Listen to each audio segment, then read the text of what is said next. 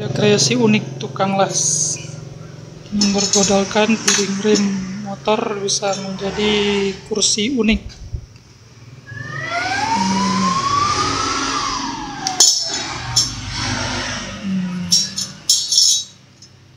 Ini lumayan menarik memanfaatkan barang yang bekas hanya dengan bermodalkan las bisa digunakan sebagai tempat duduk.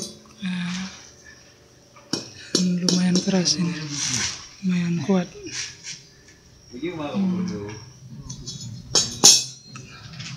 Oke.